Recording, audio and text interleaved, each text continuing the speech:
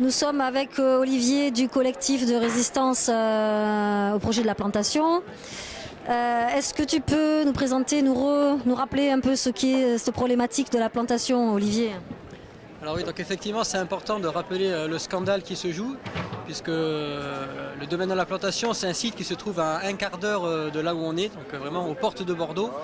Et ce site a la particularité d'être un site Natura 2000, donc de faire partie du club très très restreint des sites choisis au niveau européen pour leur très grande valeur écologique, parce qu'ils possèdent des animaux et des fleurs d'une très grande rareté. Donc ce site en fait partie. Et malheureusement, il est actuellement condamné parce que la famille Muliez, donc une des plus grandes fortunes de France, a décidé sur ce site exceptionnel de créer un parc d'affaires, des lotissements et un golf au milieu de tout ça. Donc voilà le scandale qui se joue aux portes de Bordeaux. Donc, au lieu de garder cette richesse qui est notre patrimoine et avec des espèces qui risquent carrément de disparaître, voilà, on détruit tout ça pour faire du béton. Alors le collectif de la plantation a agi depuis un an, à peu près. Où en est-on là par rapport à ces luttes? Alors juste pour faire une historique de nos luttes, on avait tout d'abord, parce qu'il y a urgence, comme ils commencent à faire travailler, malheureusement on n'avait pas le choix, on a essayé de faire, pour temporiser une opposition frontale, donc on avait occupé le site à l'époque pour ralentir, voire arrêter les travaux. Et en parallèle, on mène des actions pédagogiques, de sensibilisation, ou aussi pour décrédibiliser le maire ou les services de l'État, pour montrer dans les incohérences dans lesquelles ils se mettent eux-mêmes. Et on mène aussi des actions juridiques. Donc on a fait un dépôt de plainte au niveau européen, justement pour non-respect du signe Natura 2000. On a fait des plaintes au niveau du procureur et on a aussi attaqué certains permis de construire. Donc voilà, donc malheureusement, c'est des procédures qui sont longues, donc toutes ces plaintes sont en cours. On commence à percevoir de bonnes nouvelles, on ne peut pas trop en parler pour l'instant, mais on commence à percevoir de bonnes nouvelles qui arrivent. Mais c'est très long, pendant ce temps, ils font les travaux. Donc voilà les genres d'actions qu'on mène. Et dans le futur, donc, ce qu'on essaie de faire, c'est un peu de noyauter tout le greenwashing que fait essentiellement la mairie de Villeneuve-d'Ornon, parce qu'elle multiplie les événements du genre la fête de la biodiversité, les transhumances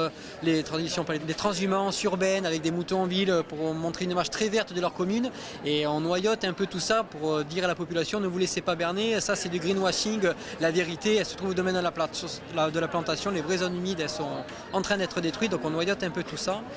Et la prochaine action qu'on veut mener, ça sera plus au niveau de Bordeaux et Bordeaux Métropole. Donc on va tenir un stand improvisé, donc non déclaré sur la place Péberlan. Avec la petite expo qu'on a préparée, des conférences gesticulées, des clowns activistes, beaucoup de supports de communication pour toucher et alerter et surtout faire réagir Alain Juppé, puisque alors qu'il y a eu quand même une grosse médiatisation, il ne s'est jamais prononcé pour ou contre, ou ne serait-ce que de la langue de bois, il ne s'est jamais prononcé sur ce projet, donc on tenait absolument à le pousser dans ses retranchements. Donc voilà. On n'a pas encore fixé la date, mais la prochaine action, ça sera sûrement sur la place Péberlan à Bordeaux. D'accord, et donc il y a des actions en cours aussi de financement, d'aide au projet de la plantation? Voilà, alors c'est vrai que malheureusement on est un collectif et on a besoin d'argent, ne serait-ce que pour tous les supports de communication, les impressions, le petit matériel, les déplacements qu'on essaye de faire. Et surtout ce qui coûte cher, c'est les frais juridiques. Même si on a réussi à trouver des avocats militants et motivés pour nous aider, malheureusement il y a toujours certains frais qui sont incompressibles et qu'on doit financer. Donc c'est vrai qu'à chaque fois on fait des petits événements comme ça, on n'aime pas trop ça, puisque nous notre nerf de la guerre c'est pas l'argent, mais c'est quand même la bienvenue de nous donner quelques sous pour qu'on puisse imprimer nos tracts et tout ça. On cherche des financements. Donc. Comment peut-on participer Alors soit si vous venez à nos actions, on fait toujours une petite cagnotte, où c'est possible de donner de l'argent. Autrement sur internet, sur le site tilt.com, vous tapez aide au sauvetage du domaine de la plantation, un moteur de recherche de Tilt, et puis vous pouvez donner par voie numérique de l'argent à notre collectif. Ok, eh bien merci et puis à bientôt, on continue la lutte pour la plantation.